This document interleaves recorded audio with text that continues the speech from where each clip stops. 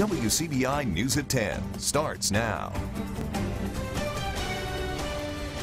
Thank you for joining us tonight. I'm Quentin Smith. Louisville police are investigating the death of a man found with a gunshot this morning. Police Chief Sean Holden says officers responded to a home on North Court Avenue just before 9 o'clock this morning. Inside the home, they found 27-year-old Lee Andrew Hughes Jr. dead. Holden says at this time, they're trying to determine if the gunshot was self-inflicted or a homicide. The State Bureau of Investigation is now assisting in this case.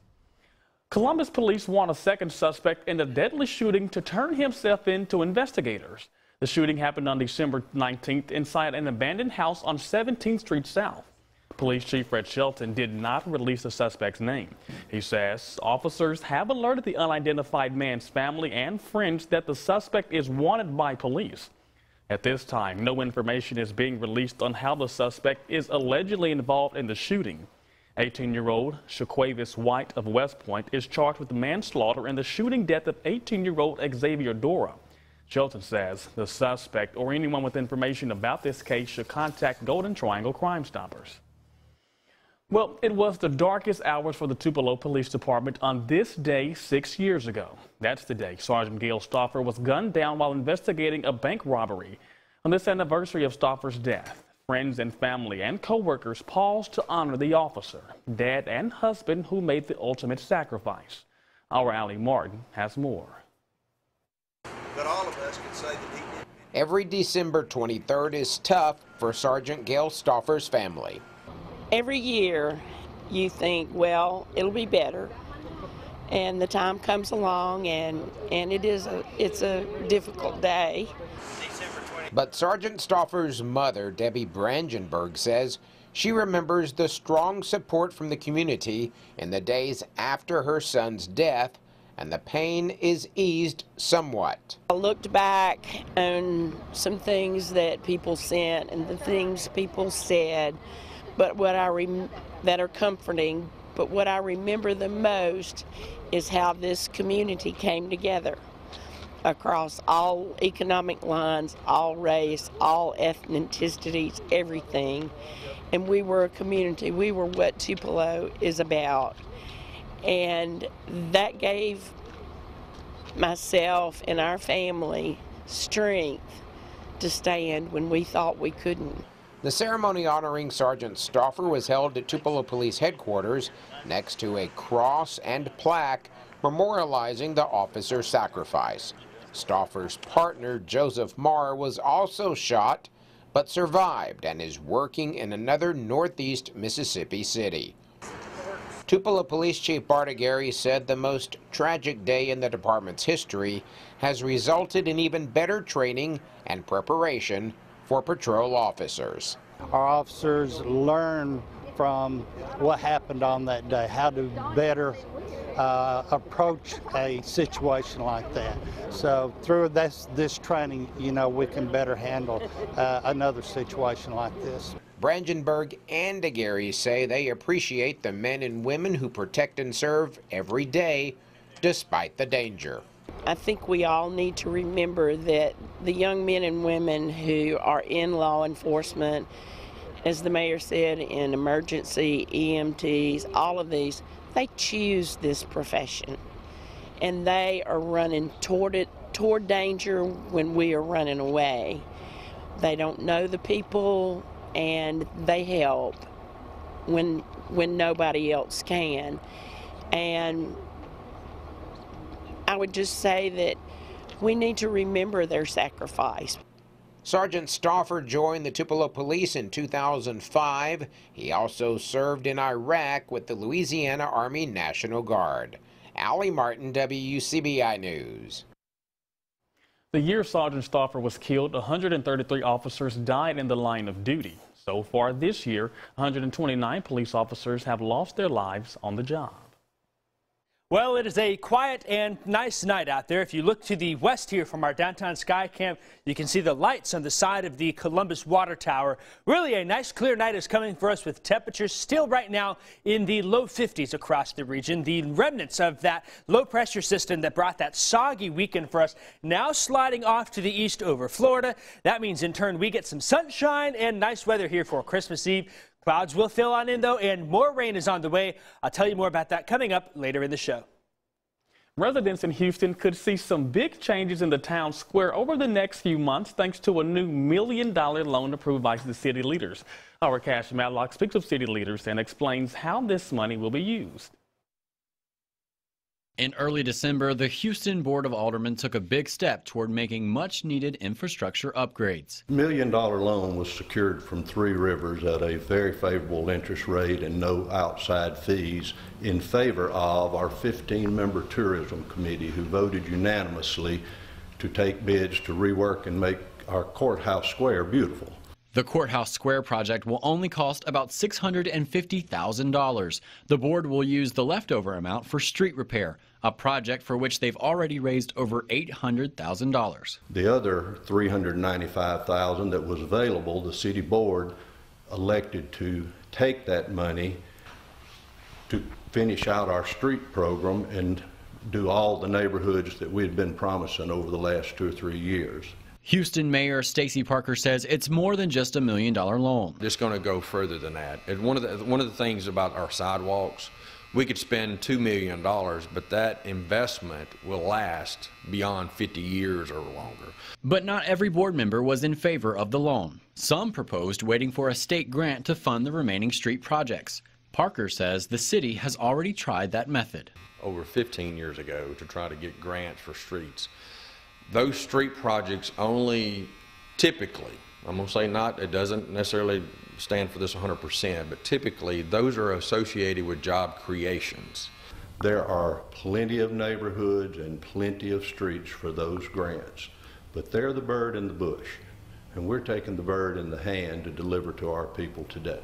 With tourism from the Tanglefoot Trail playing such a vital role in the city's economy, city leaders say now is the time to make improvements. Economic development is very important to any town, but quality of life is what brings people in to live in our town and stay in our town, and our children remain in our town. Houston, are you ready? It's time. That was our Cash Matlock reporting there. Now, those new projects are expected to start within the next few weeks. Houston has also been awarded the Levitt AMP grant. The $25,000 grant comes from the Mortimer and Mimi Levitt Foundation and will help fund a concert series at Legion Lake. Mayor Stacey Parker says the series was the idea of Sean Johnson, who serves as the Community Development Foundation Director. Legion Lake is located right beside the Tanglefoot Trail. That impact is going to be huge. That is actually supposed to start, according to Sean, probably in May or toward the end of May. So we've got a little bit of time, but we don't have much time to get some things prepared out there to make this happen for this concert series. It was the Chickasaw Development Foundation and the Potter's House who submitted that grant proposal. Well, Trixie is ready for Santa. I'm ready for Santa, and I hope you are too. He is 24 hours away from delivering presents to the boys and girls of Northeast Mississippi and West Alabama. The weather looks quiet for him, but some rain is back in the forecast. I'll tell you about that coming up right here after the break. Or WCBI First Alert AccuWeather forecast with meteorologist Jacob Dickey. Well, as we take a look out there at our Skycam in Durham's Pharmacy in downtown Vernon, Alabama, temperature is sitting at 53 here with a mostly clear sky. That's the story for most of us across the region on this Monday night. Here's those temperatures into the region. 53 in Columbus. It is 52 in Starkville. West Point is at 54. Checking in at 51 in Tupelo and in Houston. Let's do a little Meteorology 101 here and talk about the forecast tonight. Here's a look at our current dew point values into the region. They continue to drop, and we are seeing them drop into the mid-40s in most spots overnight tonight. with some drier air working on in. Winds overall, though, are calming down into the region. So we've got a lot of moisture in the air and calm winds. And then when you factor that in with our low temperatures settling into the mid-40s, that tends to be a sign that we'll see some dense patchy fog in places by tomorrow morning. And very much, of course, that is what Futurecast says here moving forth through tomorrow morning. Some spots we'll see that fog, other spots, though, looking okay out there. We'll let you know through the WCBI mobile app if there are any dense fog advisories issued. Here's how Tuesday goes for us then on Futurecast. We've still got light winds out of the north, and notice how maybe a few high clouds will appear into the area, but lots of sunshine coming for us on Christmas Eve. Really a beautiful day. We are looking forward to the nice and warm weather into the afternoon with light north winds, temperatures climbing into the mid to upper 60s during our high temperatures. Beautiful weather here. 67 in Shannon, 68 in Smithville, Buena Vista at 67. I've got 66 also in Velma for our high tomorrow. We will see some fog in the morning, but lots of sunshine into the afternoon for West Alabama. Kingville at 69, 68 in Ethelsville, 69 also in Carrollton, and then, of course, into the Golden Triangle. Much the same for us. 67 in Mayhew, 65 in Palo Alto, 65 also in Bellefontaine, Winston, and Brooksville, getting up to 67. Now, as we look at the Christmas forecast, if you like tomorrow, you'll also like Christmas Day. However, clouds will increase back into the mid to upper 60s. I do think, though, rain is on the way for us here. We'll take into Thursday, I think. We'll notice the clouds increase on Wednesday with south winds bringing back some moisture. Thursday, then, maybe a spot shower or two somewhere into the region. Friday will bring a few isolated showers with better chances for scattered showers to the south. And then into the weekend, we'll watch an area of low pressure develop and move in. If it takes a more southerly route here, option number one, it would be a slower system bringing heavier rain. Think repeat of what we just saw this past weekend. However, option number two, still on the table, brings it more of a northerly track, and that would be more of a classic winter system. Less rain, but bringing us some showers and thunderstorms along the front there. That front would quickly push on through. We'd likely only deal with that over about a day or so. I'm leaning towards option number one, and that would mean scattered showers on Saturday, Sunday, perhaps into Monday before that system can clear on out. For now, we'll keep our temperatures in the weekend into the 60s. We'll let you know if there's any changes. I got to be honest with you, Jacob. I wanted some snow this Christmas. All I wanted was a snow white Christmas. I think you're not alone in that. And really, when it comes to the area here, very rarely do we get a white Christmas. 9 years ago, though. Lots of people remember that. Long time ago. Long time ago, it feels like. All right. Thank you so much, Jacob. While we're in the season of giving, did you know that blood donation is extremely important and helps save lives? We'll tell you more about it coming up in our Health Talk with Baptist. Welcome back. It's no secret that donating blood is important. It takes just a few minutes and saves dozens of lives every day. We learn more in our Health Talk with Baptist. Hi, I'm Sandy Kilburn, a medical technologist and supervisor of the blood bank at Baptist Memorial Hospital Golden Triangle. I'd like to talk to you today about the importance of donating blood. Why are blood donors important? Here are some statistics. Every 2 seconds, someone in the United States needs blood. More than 38,000 donations are needed every day. 1 of every 10 hospital admissions needs blood. About 14 million units of blood are transfused each year in the United States. Nearly 21 million blood components are transfused each year in the United States. It is estimated that sickle cell disease affects 90,000 to 100,000 people in the United States. About 1,000 babies are born with the disease each year. Sickle cell patients can require frequent blood transfusions throughout their lives. More than 1 million people are diagnosed with cancer each year and require almost daily transfusions during their chemotherapy treatments. The blood used in an emergency is already on the shelves before the event occurs. A single car accident victim can require as many as 100 units of blood.